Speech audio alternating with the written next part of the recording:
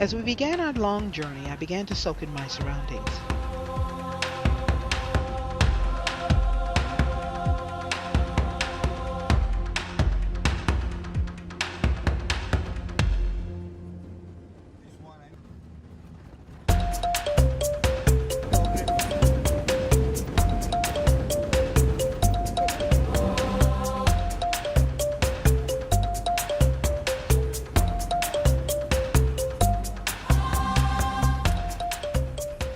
As we drew closer to the village, I felt a heaviness in the air, like there was a truck full of emotion, but no one was saying anything.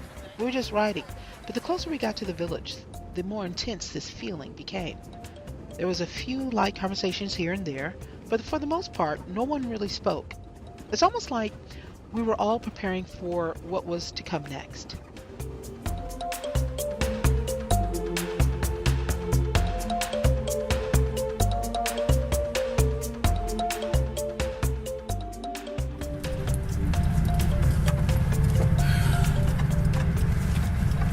I just want to say at this very moment, I'm feeling a little overwhelmed. You'll be okay.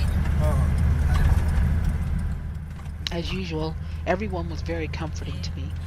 Even though they didn't quite know or understand what I was feeling, they still were very empathetic and compassionate. And plus, by this time, I think they're just kind of getting used to me crying and being emotional about so much.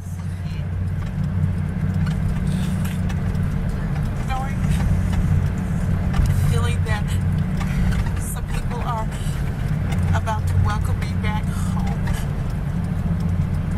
as they've been doing the whole time I've been here. I feel almost like I don't deserve it, but I feel welcome and warm and special. And it's just hard to capture into words what this moment actually feels the closer I get to it, where Africans are welcoming an African American back home. It is absolutely overwhelming right now, but it makes me feel an emotion that's beautiful and an emotion that I've never felt before in my life. That's why I can't find the words. There are no words to describe this feeling, but I wanted you to know how I was feeling at this moment.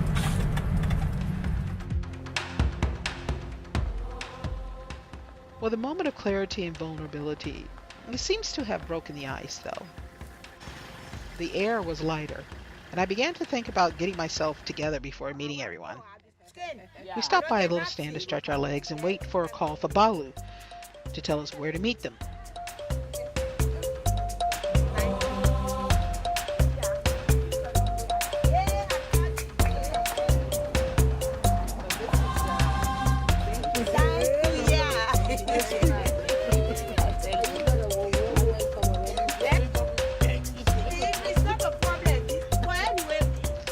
After some light refreshments of peanuts and soda, we got the word and began heading towards the meeting spot.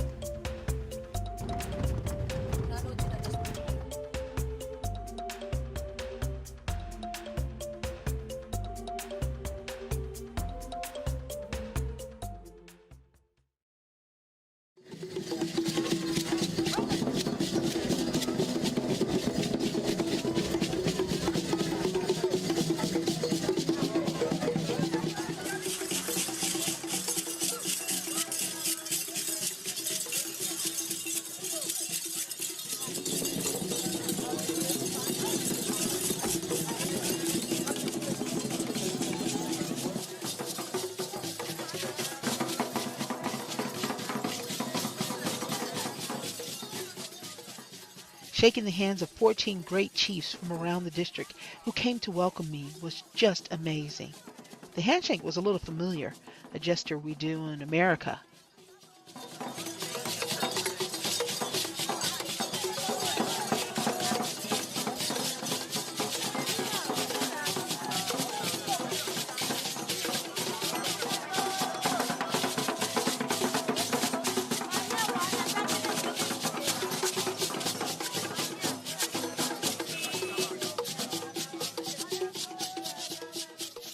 I immediately felt at home as I danced, heading further into the village, to the home where Madam Ella-Koblo-Gulama lived and where they have created a special spot for me to sit.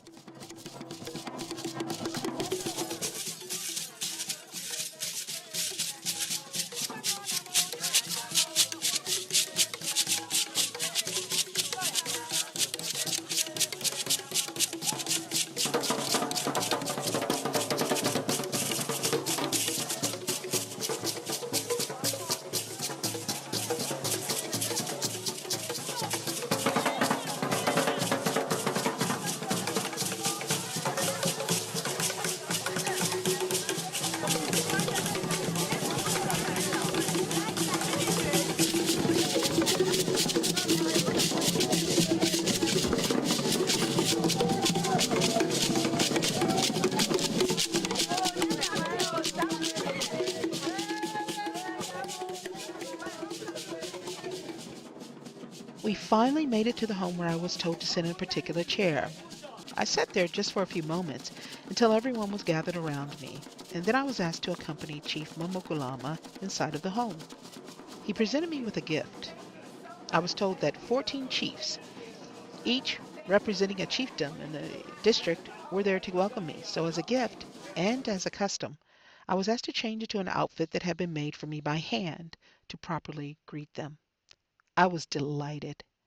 I was also worried about what kind of outfit that was wrapped into this little itty bitty package this 5'9" former basketball player, all around athlete was supposed to fit in.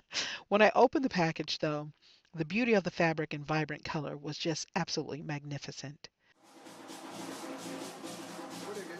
Next, the important and precise wrapping of the headdress. Balu had the honor of doing this for me. There was a specific way to wrap and tie it so that the crown was positioned just right on my head. Although I think my head is a little on the big side, this part was easy. I loved getting so spoiled with so much attention.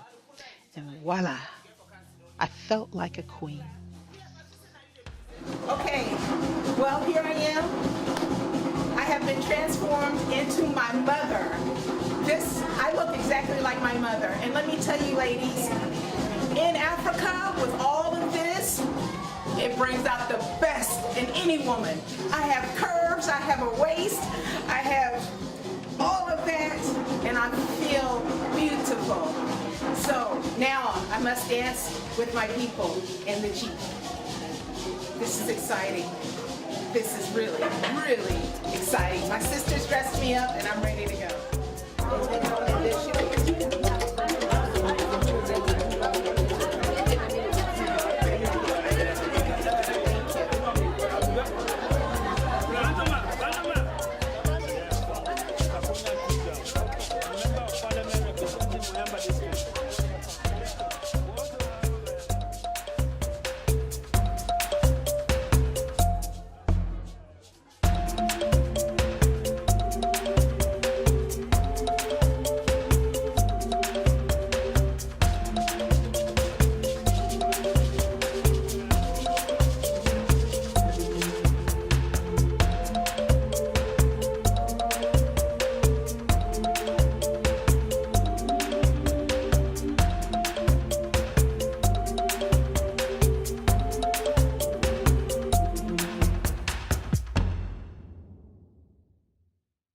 Exceptional, very exceptional.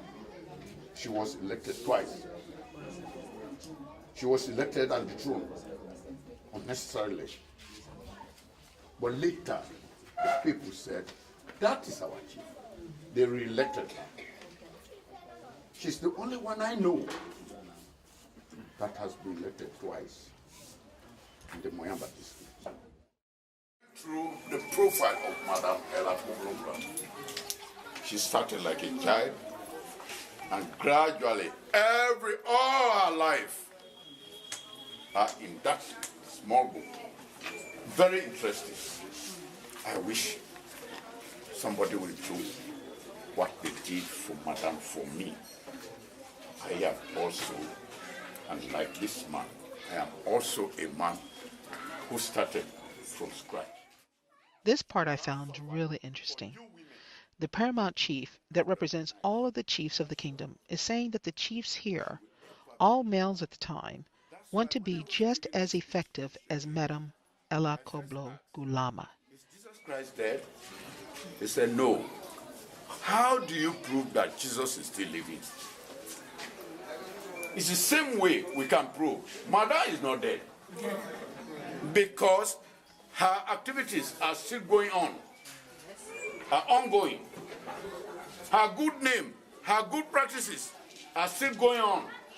People who emulated, who imitated her, who wanted to be, who became somebody as a mentor, who took her as mentor, are still living. And they are practicing what she was doing. I don't want to hide that. I am one. I am not a woman. But the way this lady was living was excellent. So I am trying to emulate what she was doing. They wanted the skills that she had to lead and bring nations together. Really? The men here looked to a woman for guidance on how to lead? In America, we would say that these are men who definitely feel comfortable within their own masculinity. It didn't matter that she was a female. She was a leader, a chief, someone who led a life that could be emulated.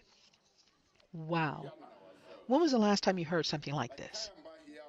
Where a male leader felt comfortable and confident enough to look past the gender and sex of a leader and focused on their leadership characteristics.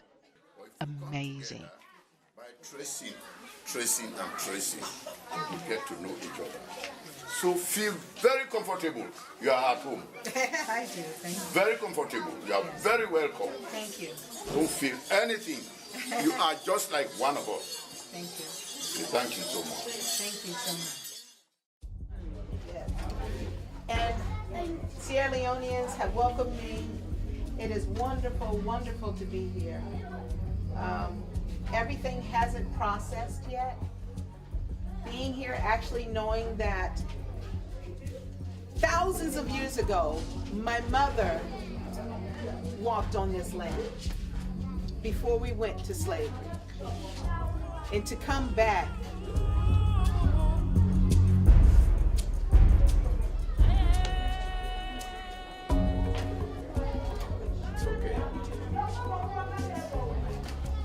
is the way it should be. So that in America, what we've learned, what we fought for, we can bring back and help our people. So I thank you, and I thank God for allowing me to come. Thank you very much. What a grateful moment in my life. A precious moment that will never be repeated. Hopefully, there will be other visits and moments, but I will never have this precise moment again. A moment I will never forget. I also won't forget another language lesson. Chief Ode Momo Gulama was attempting to teach me Mende.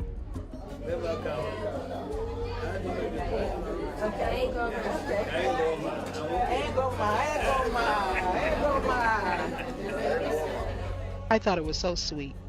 I go one place, they want me to speak Creole. I go another place, they want me to speak Mende. They just basically want me to belong and feel welcome.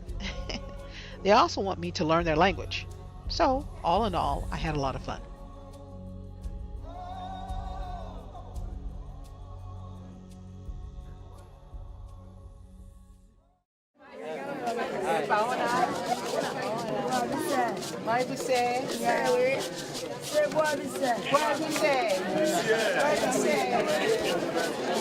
Get to touch you. That's good. That's good.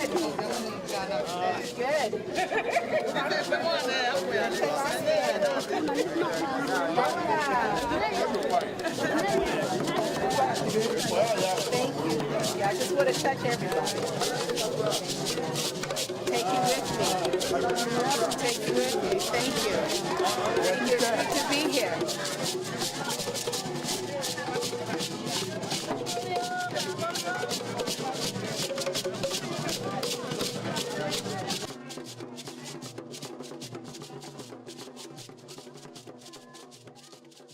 dancing, holding the hands of my past in the present is indescribable.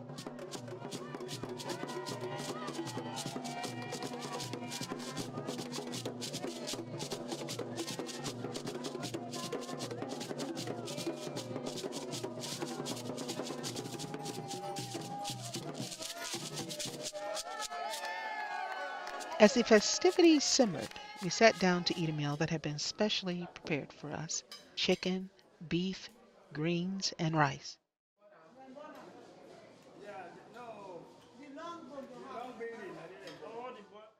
I was happy to see that Soko and Obai were able to join us. Following our meals, the chief wanted to give me a quick tour of the village and surrounding areas. Oh, I also must say I received my Mende name, Magenda. Magenda, isn't that beautiful? It means a rebirth, being made anew. Soko actually chose the name for me, and it was agreed upon by Obai. And he chose this name because he believes that I am being brought back into a new life, born again. I am home. And so, from that point on, everyone in the village called me Magenda. Within a few yards of the house are the burial grounds of their grandmother Lucy Gulama and her father, who was a chief as well. We stopped for a moment to pay our respects. It was nice walking through the villages, learning history as we spoke quietly along the way. Then suddenly I heard what sounded like a parade. Wow, what was this? These are Temne people, the sister tribe of the Mende, and obviously they were celebrating something special. I couldn't make out everything they were saying, but I did understand one word in English. Finally. Finally. The chief seemed to burst with joy as he grabbed my hand and led me into the center of the crowd. I was swept up in the excitement and celebration as we moved to the motion of the crowd and the beat of the drums and the cheers.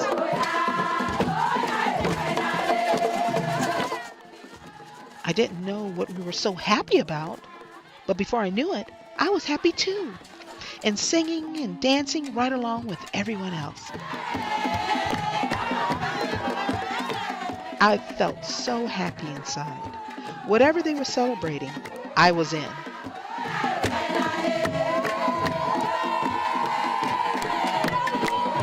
When we finally came to a bend in the road, the chief silenced everyone to make an announcement.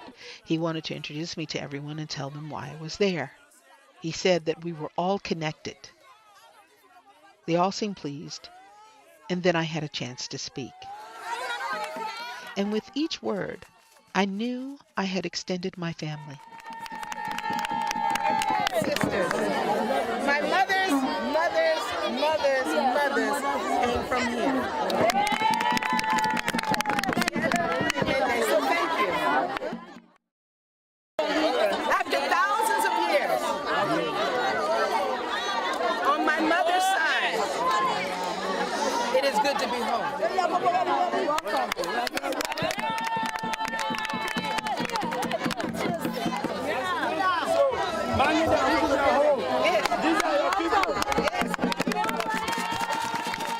Another declaration, they have received me.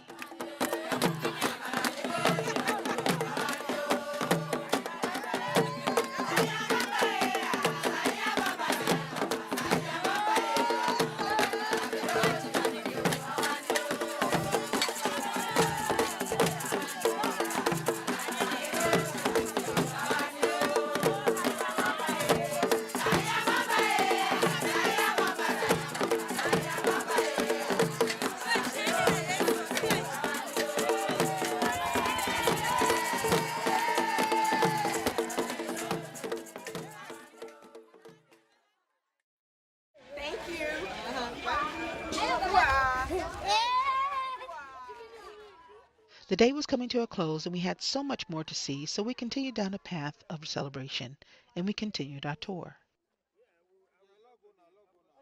We stopped and paid honor to another Mende chiefess named Mamie Yoko. She was said to be extremely tough and courageous. We also shared a special moment at the resting site of Soko and Obai's mother. I didn't know that I would actually see the resting spot of this honorable and respected leader, who is still loved and revered today. I could tell that they all still miss her. Mom, Happy New Year. I'm Soko and I opened the house which we built for the family in Monta. We had the priest come bless the house, and it was a great sermon, and we were happy, and I'm sure you and Dad were watching us down, looking down at us and seeing the ceremony go. Mom, you represented, in Sierra Leone, you represented unity amongst people. We need that more than ever right now in Sierra Leone. And we hope that your spirit is with us and your spirit continues to guide our people, all the people of Sierra Leone. Mommy, we love you. May your soul rise. May your soul rest in perfect peace. You showed love and support no matter who it was. And May and I worked very hard to bring her here, and Chief and Obai and Soko have been very, very supportive. I wish you perfect peace. God bless.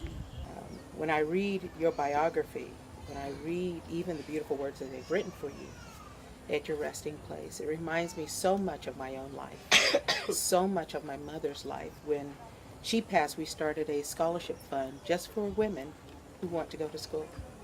And she reminds her spirit is so much like yours, and I'm so much like her. So it was not an accident that I found and felt a connection with you, and that of all the places that I wanted to go, I told Kadia and Mary that I wanted to come here. I wanted to know you. I wanted to meet your sons and your people and the chiefs and all of them, because I truly believe that God does not make mistakes. And I truly believe that this is destiny. I want to thank you for all the beautiful and wonderful things that you've done for this world. And I hope and pray. And I want to thank you right now for your blessing, for everything else that we're about to do and continue to do in your honor and in your name. And may we keep it raised where it belongs. May you rest in peace. God bless you. Tell my mother I said hello. And we shall see you another time. Thank you. Unless you're with your brothers and sisters. Yes. Don't say no good. Oh, her voice. Thank you so very much. Thank you.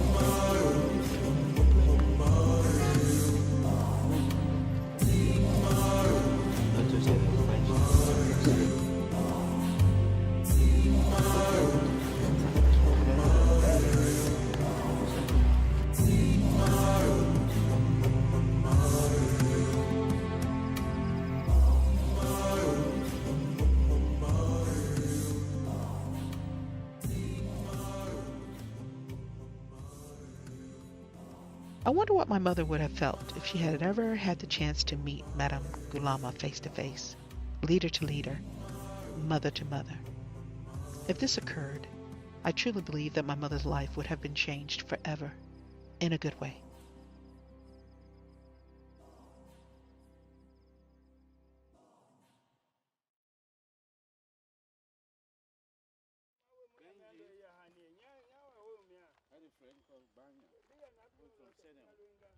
And our Confederacy covered a huge section of Mende land. Extending all I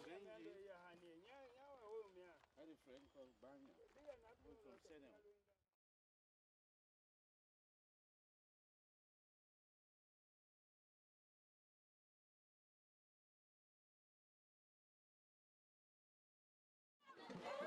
How could I be so happy during a celebration of something that is viewed and framed as a form of mutilation in America?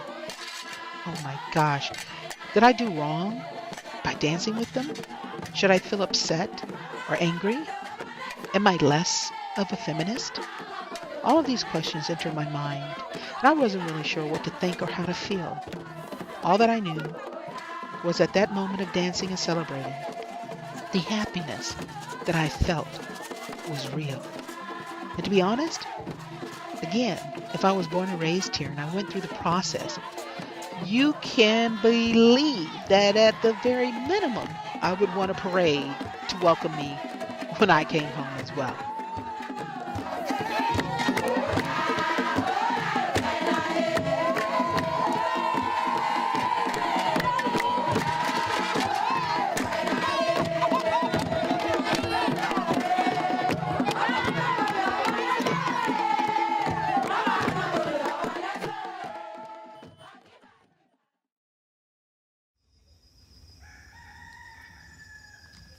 The next morning, I awakened to the sound of the morning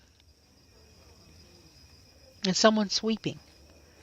I made my way to the kitchen. There they were, the little ones preparing the kitchen for today's breakfast and guests.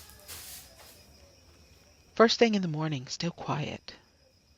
This is what morning looks like and sounds like in Moyamba.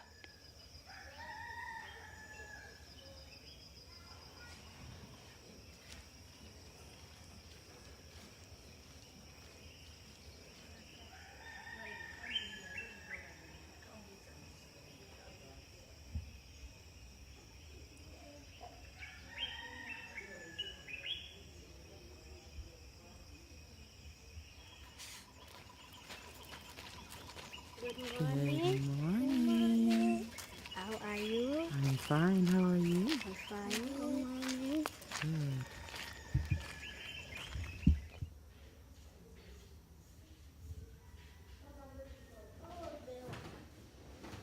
Brenda came into our room, as she does every morning, to check on us and see if we needed anything. She seemed to be in a good place to chat a bit, so I began to roll my camera. I asked her what she remembered most about the war. When they come at 5 o'clock, 4 o'clock in the morning, and they come for attack. So when they can attack, now we get for run. We run away for go western. I have my son with me. So we run away, we go and find a shelter. They kill people, a lot of people die, cut their hands. So a lot of people go away from this war. So yesterday, the memory of the war, January 6th. So a lot of people died. People lost their properties and ran away. So our families, some of them go. So now the war is not easy. It's not easy.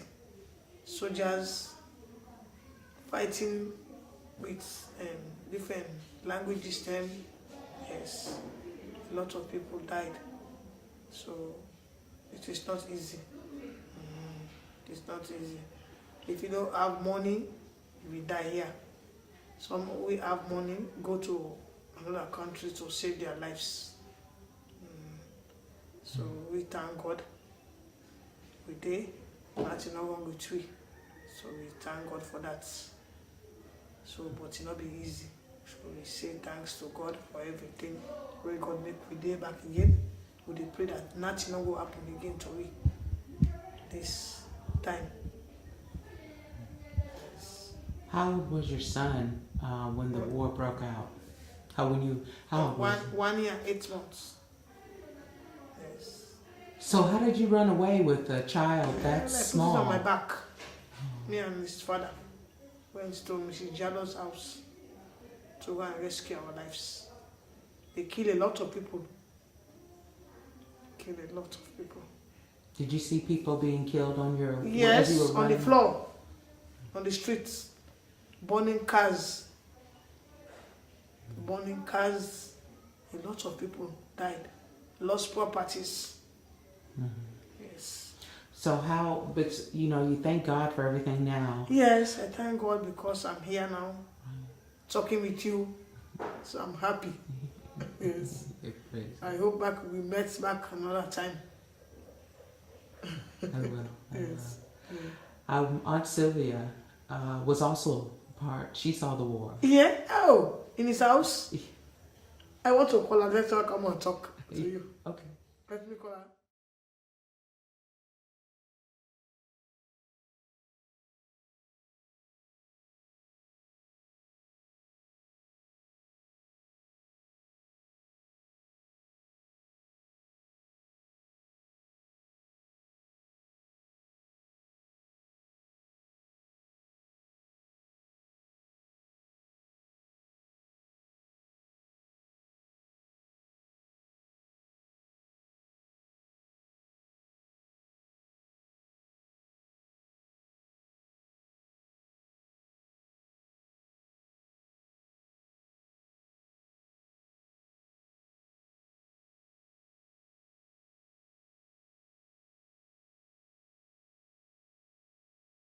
It started as far back as 1993. It was started because I remember my brother, he went to Liberia, when they started their own war. Yes. So when he came back in 93, then he was sent to Kailan, Daru. Yes, he was heading a troop. So he went to Daru. They were sort of trying to fight the rebels back. So, in fact, he was killed that very year. He was killed that very year, So, in fact, we didn't tell our father because it was too pathetic. Our father was old and we didn't want him to know. I nearly died that time. Because trying to hide something from your parents, it was so difficult for me. But we overcame it. We left the country. We went to Potloko to my mom. When we went there, we stayed there for 2 nights. The war was then, it was intensifying. So we went there, we stayed there for 2 months, and then we decided to go to Guinea. I went with my children. I left my husband in town here. So we went to Guinea in 1996. And we stayed there for about 2 years. We stayed in Guinea. When they came, they started firing shots. In fact, by the stadium, the rebels were there then. They started firing shots. And we didn't know what to do. So we all just stayed. We wanted to go out, but we stayed at home because there was nowhere to go. So we stayed there, and the soldiers were encouraging us. They told us we should stay quiet, we should stay still, we should not be afraid. They were, as long as they are with us, everything will be okay. So we stayed there. We went to the right down to the garage. So we are staying at the garage when we started hearing heavy bombing. Oh my God. It's terrible. It's not easy to talk. It's not easy.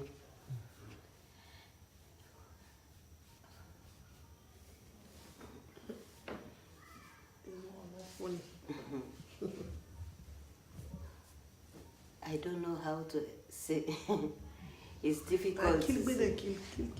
They killed a lot of people there. They killed. In fact, our own house was damaged, completely damaged. When they fired the rocket launcher, it hit the railing of the veranda and bombed. It went direct into the wall. The whole house, in fact, if it hadn't been the house was strong, the whole place would have collapsed. Because the soldiers were on top of the building. We had this, it floated, not pan. So the soldiers were on top. The soldiers were all around, and we were in there with that heavy firing, bombarding the whole place. The rebels were fighting from that end. We were at this end, the Ecomog were there at this end, trying to stop them. It was terrible. It was really terrible. It was really terrible. But by God's grace, we are really thankful. It is by the grace of God. We had to stay there because by then my mom was there with me. She had hypertension. Everybody was at the house with me, you know. But we survived. By the grace of God, we really survived.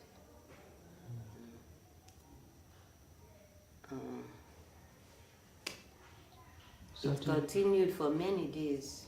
Continued for many, many days. Up to February, we are in that situation. Bombarding, fighting. Yeah, it was terrible. I thank God I'm alive. I'm not sure if I should have asked her to talk about the war. You can tell she's in such pain. It's not easy to think of that thing. Not easy. If you get the cassettes, you can watch it. It's like the war is over, but there are still effects. Yeah. Right? Do you ever really get over something like that? I mean, I can't. Anytime I talk of this thing, I feel traumatized. My body trembles. I don't know how I feel. Okay.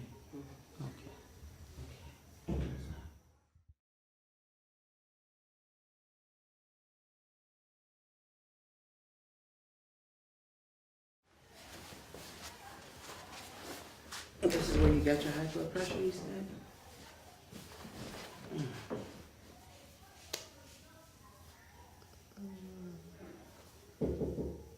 Come in. Come in. Yeah. Yes, thank you. So worry can do that, and stress.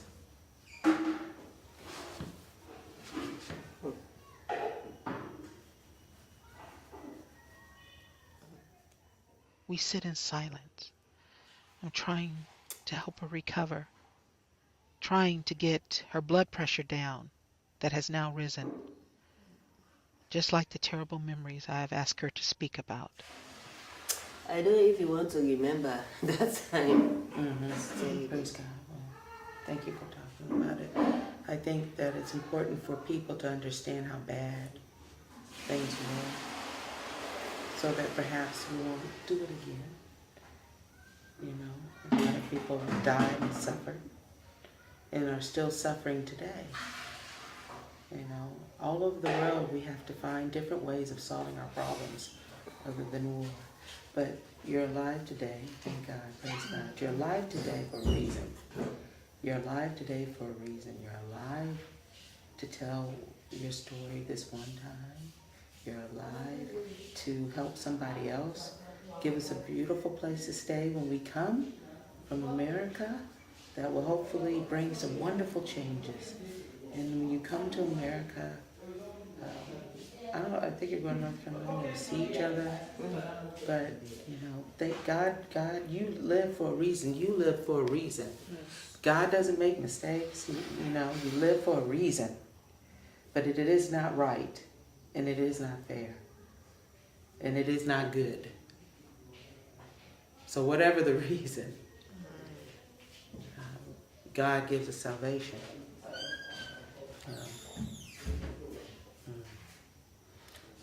So praise God today. Peace. Peace for today. And we only live in today. Yes. Yes. Because sometimes human beings don't do the right thing. Right? That's why we need, God to help us get through some of these things. Praise God. Yeah. It was as if the whole of Freetown was on fire. Oh, it was terrible. Praise God. I'm sure it was like hell. Yeah. Yeah? Like what hell would be like. Okay. Well, let me take this. I'm not sure if my words helped. I knew the healing would take years. Thank you. As she wipes her eyes, I continue to console her. And I just wish I had put my arms around Brenda.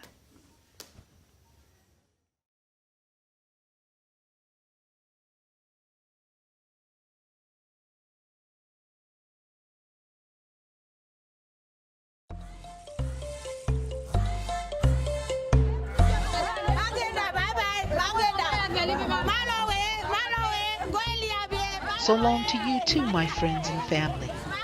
My life has been altered, but I know I will be back one day soon.